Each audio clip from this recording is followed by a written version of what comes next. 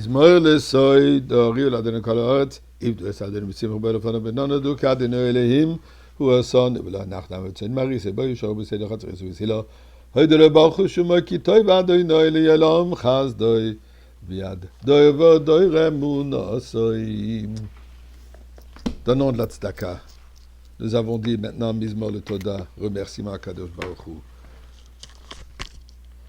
Ensemble, avec la douleur continuelle, mais particulièrement hier, où malheureusement des dizaines et des dizaines de soldats qui ont été blessés, 4 morts. Et tout ça par un missile apparemment, ou un drone. Nous réalisons, depuis les débuts de cette guerre, apparemment il y a déjà 30 000 roquettes et missiles qui sont tombés sur Eretz Israël. Regardez ce qu'une peut faire comme dégâts, dangers, victimes. Alors, nous prions pour la foi et de tous les autres soldats. Nous prions pour la délivrance des otages. Et nous remercions Kadosh Baruch Hu pour les miracles qu'on voit. Et, s'il te plaît Dieu, le grand miracle, surtout maintenant, à la veille de Sukkot. On est tous préoccupés à construire chacun sa Sukkah. Sukkah qui est une mitzvah extraordinaire, différente de toutes les autres mitzvot.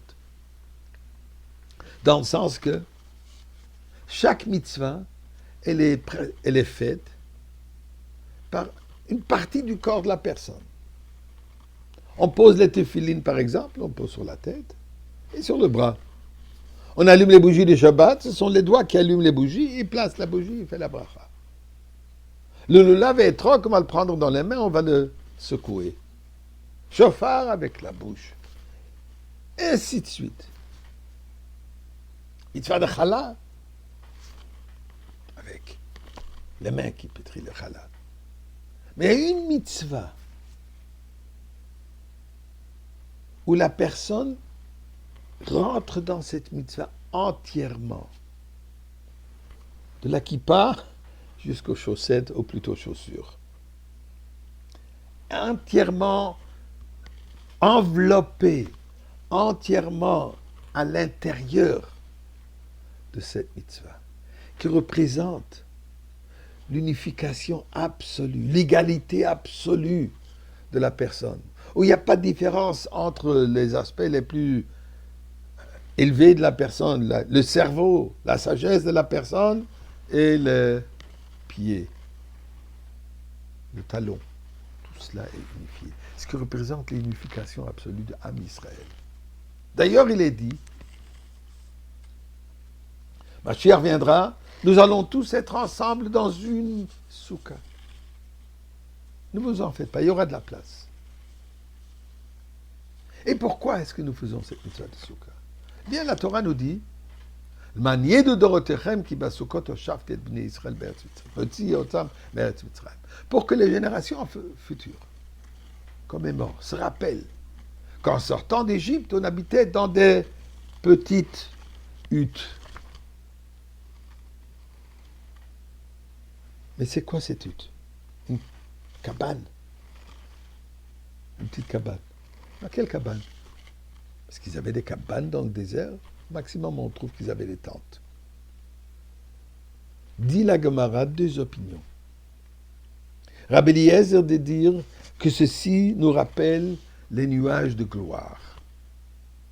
Ces fameux nuages qui nous accompagnaient durant tous les 40 ans de notre séjour dans le désert, qui nous a protégés de la chaleur, qui nous a protégés du froid, qui nous a protégés des animaux dangereux, des serpents et des scorpions, qui nous a même nettoyé nos vêtements, qui était le guide qui nous amenait marcher. Donc, c'est cette cabane, c'est ces nuages de gloire qui nous a entourés, je m'excuse, que nous devons nous commémorer. Mais Rabbi Akiva dit autre chose. Rabbi Akiva, non, ça nous rappelle tout simplement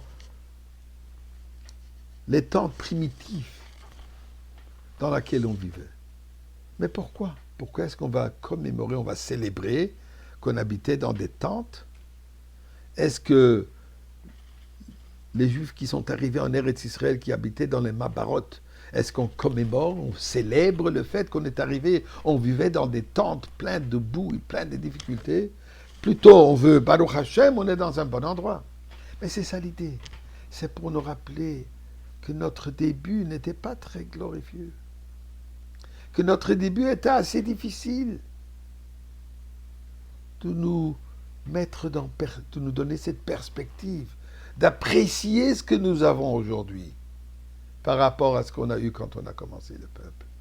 Et c'est en appréciant cela, et en appréciant que nous sommes tous unifiés, appréciant que nous sommes tous un, ceci nous amènera qu'encore avant Sukkot Bezrat Hashem, on va déjà se trouver dans la Soukha à Yerushalayim, construit par Mashiach.